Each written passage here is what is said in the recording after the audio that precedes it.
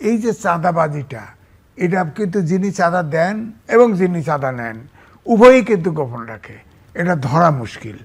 কিন্তু আমার দুর্ভাগ্য মানে একটু আমি বিচলিত এই জন্যেই যে বিএনপি এত নির্যাতিত নিষ্পেষিত, বিশেষ করে দেশের অনেক লোকের জমি জমা ঘর বাড়ি বিক্রি করেছে, বানলাম সব কিছু বানলাম, একটু বিএনপির কর্মীদের ভিতরেও ধারণা দাঁড়ায় গেছে এটাও নেক্সট ইলেকশন হলে ক্ষমতায় যাবে, অর্থাৎ মেজরিটি পাবে। এটা সত্য, বিএনপির নিরপেক্ষ নির্বাচন হলে বিএনপি সরকারে যাবে। কিন্তু তারা তার ধৈর্যটা ধরাতে পারে না কেন? নেতারা তাদেরকে কোনোভাবেই নিয়ন্ত্রণ করতে পারছে না। অনেকেই বলে যে আগের চেয়ে কমছে, হ্যাঁ কমছে, চাঁদা নেওয়া হয়ে গেছে, এখন তো কমবেই, চাঁদা নেওয়া হয়ে গেছে। আমার এলাকা পাবনা 1, সেখানে প্রত্যেকটা তিন টার্মে আওয়ামী লীগ থাকার পরে প্রত্যেকটা স্কুল কলেজের, প্রাইভেট স্কুল কলেজে সব আওয়ামী লীগের শিক্ষক চাকরিজীবী, তাদের চাকরি ঠিক রাখতেছে, পয়সা দিচ্ছে, পয়সা দিয়ে আপনার চাকরি ঠিক রাখছে। এবং সব ওখানে যে ঘাট বলেন বাজার বলেন সব জায়গায় চাঁদা হস্তান্তর হয়ে গেছে। তো এটা তো আমি বলছি না যে বিএনপি শীর্ষ নেতাদের ভিতরে 2-1 আছে, আমি নাম বলবো না, তারাও কিন্তু বড় ধরনের চাঁদার ওখানে কিন্তু গেছে। তো এইটা আমার কথা হলো প্রায় 1000-এর উপরে কিন্তু এক্সপেল করে ফেলছে, তারপরে এটা বানানো যাচ্ছে না। কিন্তু আমার বক্তব্য যে 2-1 কিন্তু আছে, আপনার ভাই নিজেও জানেন, তাদেরকেও চাঁদাবাজি। ধরেন আমি এই যে আগস্টে ইন্টারনেট বন্ধ করে, যদিও বলা হয়েছে ওখানে আগুন দেওয়া হয়েছে, আমি নিজে বলছি যে আগুন দিলে কই ভিডিও নাই, প্রমাণ নাই, আগুন নাই, বিল্ডিংয়ে আগুন নাই, ইন্টারনেট বন্ধ হলো কীভাবে? আমি এটা অস্বীকার করেছি। কিন্তু যে 2টি চ্যানেল আপনার লাইভ করেছে, অর্থাৎ 2টি চ্যানেলে ইন্টারনেট ছিল, লাইভ করেছে, সেটা তো বিএনপির নেতাদের সহযোগিতায় এখন চালু আছে। এটা কেন? এটা তো বেরোনোর কথা না। বিএনপি তো ওই আন্দোলনের আগে ওই টেলিভিশনকে বয়কট করেছিল, যাতে ওখানে টকশোতেও কেউ না যায় কোনো প্রকার, কিন্তু তারপরে বের করে দিচ্ছে। এই জন্য আমি বলবো যে বিএনপি কিন্তু কর্মীদেরকে কন্ট্রোল করতে পারছে বলে মনে হচ্ছে না। এবং হয়তো বড় বড় নেতা, ধরেন আমি বলবো যারা বড় বড় নেতা তারা কিন্তু এগুলির ভিতরে নাই, এগুলো নেই, কিন্তু তাদের নির্দেশ তো মানছে না। তাহলে আমার বক্তব্য হচ্ছে এইটাই যে এই যে দোষ, পাশাপাশি ধরেন আরও দল আছে, ধরেন জামাত ইসলাম, তারা মনে করে যে নির্বাচন যত দেরিতে হবে তাহলে দোষ ত্রুটি যা আছে বিএনপির ঘাড়ে পড়বে, তারা যেহেতু এই নানান কিছু অপকর্মের সাথে ইনভলভ। এবং ছাত্ররা আবার রাজনীতি করবে, তারাও ভাবে যে যদি দেরি হয় তাহলে আমরা গুছাইতে পারবো, এইসব। এখন আমি বলবো যে রাজনৈতিক দলগুলোও কিন্তু এক ধরনের আমাদের গ্রাম ভাষায় বলে ফাটাবাসির চিপায় পড়ছে, অর্থাৎ এই সরকার দেশ চালাতে পারছে না, আইন শৃঙ্খলা বাহিনী নাই, ঠিক নাই, প্রশাসন নাই, বণিক বার্তা ছাপছে 95% হলো ফেসিবাদের দোষর প্রশাসন ক্যাডারের, সেই আরও বাইরে 25টা ক্যাডার আছে, সেখান থেকে যদি লোক নিয়ে ডিসি পদায়ন করতো, এখন আপনি নিরপেক্ষ নির্বাচন কি করে বলবেন? সব ফেসিবাদের দোষর ডিসি। আপনি ওখানে নিয়ে 5 দিনের ওরিয়েন্টেশন 7 দিনের ওরিয়েন্টেশন দিলেই তো ডিসি বানানো যাইতো। ক্যাডারে তো লোক ছিল। পুলিশে আপনার আজ পর্যন্ত পুলিশকে টমাট থেকে উদ্ধার হয় নাই, কারণ আপনি পুলিশে যারা খুন করেছে এটা তো প্রমাণিত, এখনও 100 দিনের উপর হয়ে গেল, 3 মাসের অধিক হয়ে গেল। তো এখন আপনি যারা খুন করেছে তাদের জেলে পাঠান, যারা দুর্নীতি করেছে পুলিশের, যাকে ধরা যায় তারই তো 1000 কোটি, তাদেরকে আপনি কাঠগড়ায় পাঠায় দেন, দিয়ে বাকিদেরকে সাধারণ ক্ষমা করেন। এটা অন্তর্বর্তীকালীন সরকার তো করলো না। এখন এই দেখেন 15টা কলেজ একবারে যাত্রাবাড়ির এক মেডিকেল ঘোষণা দিয়ে দিন তারিখ করে, পুলিশ যায় না, অভিযোগ করে পুলিশ যায় না 3 ঘন্টা ধরে, যাবে কি করে? পুলিশ যদি ওইটাকে আপনার নিয়ন্ত্রণ করতে চায়, লাঠিচার্জ করতে হবে, টিয়ার গ্যাস মারতে হবে, সাউন্ড গ্রেড মারতে হবে, গ্রেপ্তার করতে হবে, তখন তো বলবো যে এরা ফেসিবাদের দোষর, এই যে আবার খারাইছে, এর গ্রেপ্তার করো। সুতরাং পুলিশ যা আছে, আপনার নির্দোষ পুলিশটা ছিল, এগুলো তো থেকে বের করা হয় নাই। এখনও পুলিশ সক্রিয় না, এখনও পুরোপুরি সক্রিয় না, তারা এখনও ট্রমাটাইজ, কোনটা থেকে কোনটা করবে। আবার অনেকেই দেখা গেছে মামলা দিছে, মামলা মারা গেছে নিউ মার্কেটে, বিদেশে রয়েছে সেও খুনের আসামি। কেন? কেন এখন ওই পুলিশ যদি মামলা না নেয় কবে তো ফেসিবাদের দোষর, ডরে দিচ্ছে মামলা। সুতরাং এই যে ট্রমার থেকে জাতিকে মুক্ত করতে পারে এই সরকার, আপনার ধরেন ট্রান্সপোর্ট ঠিক নাই, বাজারঘাট ঠিক নাই, কোনো কিছু নিয়ন্ত্রণ নাই বলে আমি তো মনে করতেছি এখন যে রাজনৈতিক দলগুলো, বিএনপি বড় দল, অন্য দলগুলো এই সরকারকে ধাক্কা দিয়ে ফেলে দিবে সে উপায় নাই। কারণ আন্তর্জাতিক এই গত 15 তারিখে আন্তর্জাতিক ক্রাইসিস গ্রুপ একটা প্রতিবেদন ছাপছে, আমাদের বাংলাদেশের পত্রিকা ছাপা হয়েছে, যে এই যে জনগণের যে প্রত্যাশা এটা যদি পূরণ করতে না পারে এবং আপনার রাজনৈতিক দল এবং অন্তর্বর্তীকালীন সরকারের মধ্যে যদি দূরত্ব তৈরি হয় তাহলে রাজনৈতিক শূন্যতা তৈরি হবে। সেখানে শূন্যতা বলছে তো যে কে পূরণ করতে পারবে সেটাও বলে দিছে।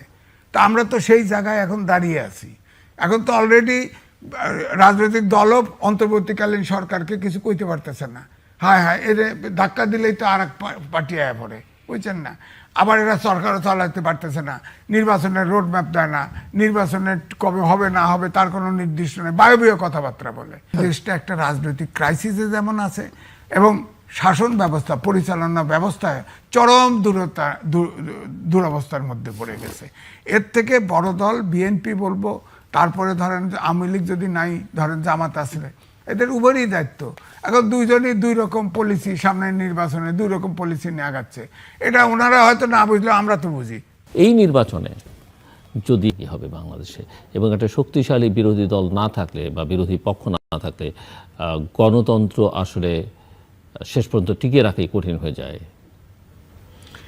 দেখেন, এক নম্বর হচ্ছে আওয়ামী লীগ নির্বাচনে আপনার করতে দেওয়া হবে কিনা বা নির্বাচন করতে পারবে কিনা, তারা নিজেরাই যাবে কিনা, সাহস করে আসবে কিনা, সেটাও একটা প্রশ্ন। বিষয়টা হচ্ছে ইতিমধ্যেই দাবি কিন্তু জনমনের দাবি কিন্তু আছে যে যারা অপরাধ করেছে তাদের বিচার হবে, বিচার হতে হবে। এবং এই বিচার যদি হতে হয় তাহলে আমার মনে হয় আওয়ামী লীগের খুব একটা নির্বাচন করার সুযোগ থাকবে না, এই পরিস্থিতি তৈরি হবে না। তবে নির্বাচনে কেউ যদি আসতে চায় তাহলে রাজনৈতিক দল তো এটার বিরোধিতা করতে পারে না গণতান্ত্রিক দেশে। এটা অপরাধ করেছে, 2000 ছাত্র জনতা মারা গেছে, এখনো ইউটিউবে মাস মিডিয়াতে দেখা যায়। এদের বিচার তো হতে হবে। বিচার যদি না হয় তাহলে তো এই দেশে অরাজকতা থেকেই যাবে। তো সুতরাং আমার মনে হয় বিচার হলে আপনার আওয়ামী লীগ নির্বাচনে আসার মতো পরিস্থিতি থাকবে না। আর ছাত্ররাও যেভাবে হুঙ্কার টুঙ্কার মারতেছে তাতে করে আমার মনে হয় যে এই সামনের নির্বাচনে আওয়ামী লীগের নির্বাচনে আসার সুযোগ তৈরি হবে না, এটা হলো আমার ধারণা।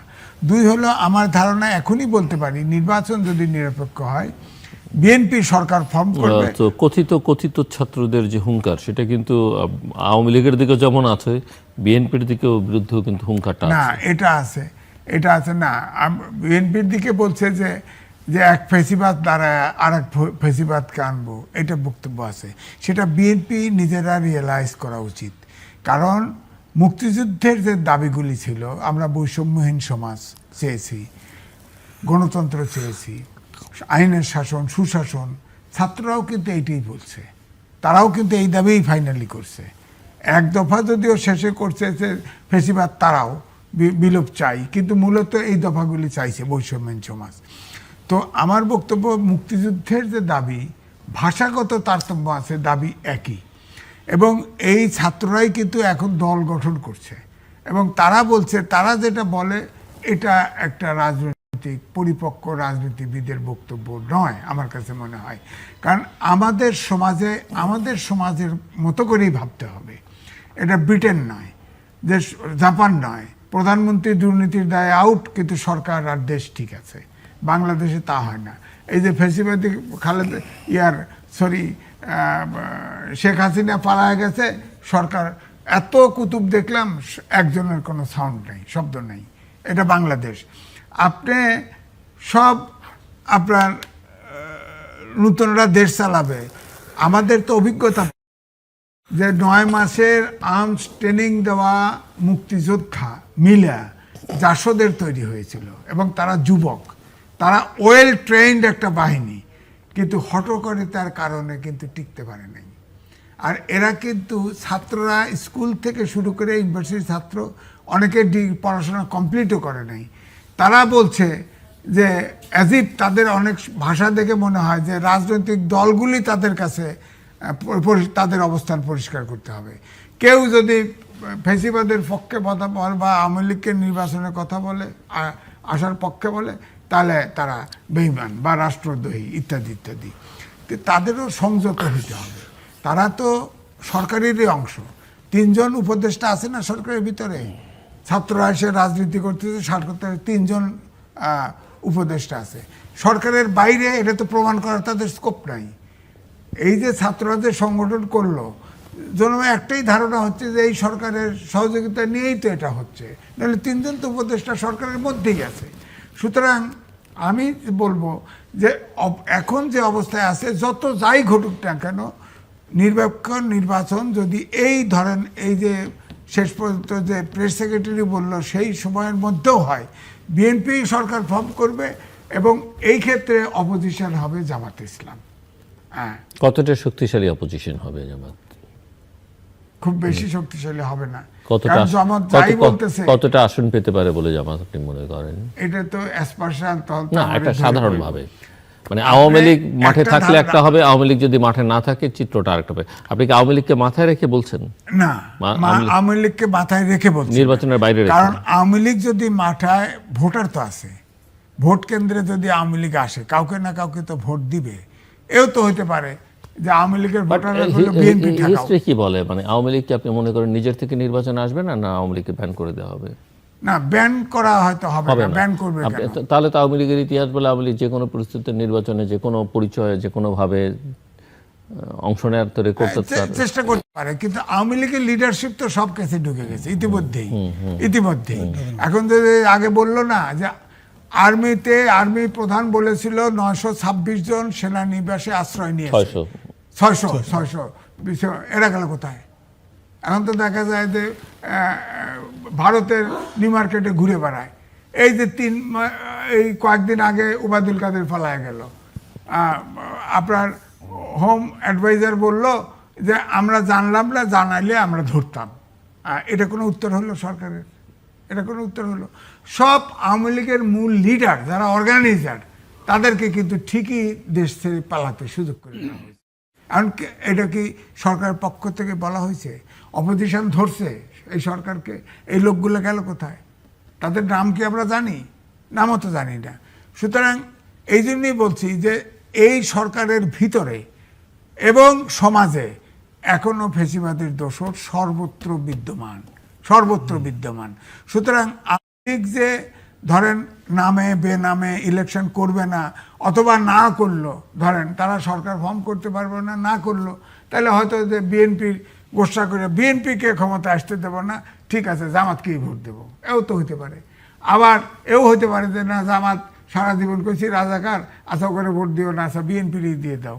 বিএনপির যারা মোটামুটি মানে ভিনডিকটিভ না বা আমাদের উপর প্রতিশোধ নেবে, তার এটা বলা মুশকিল। তবে যে সিচুয়েশনই হোক না কেন, বিএনপি, কারণ জামাতের ভোট কিন্তু সব এরিয়ায় ফিক্সড, আমরা কিন্তু অনুমান করতে পারি জামাতের ইলেকশন করতে হলে অর্ধেকের বেশি ভোট পেতে হবে। এই ভোট মার্জিন কিন্তু খুব কম সিটে আছে। হ্যাঁ, সুতরাং জামাতের সরকার ফর্ম করার মতো সিট, পার্লামেন্টের সিট পাবে না, এটা নিশ্চিত বলে দেওয়া যায়। কিন্তু বিএনপি অবশ্যই সরকার ফর্ম করবে। এখন 2/3 পাবে কিনা সেটা নিয়ে হয়তো ভাবা যেতে পারে, কিন্তু সরকার ফর্ম বিএনপি করবে। তো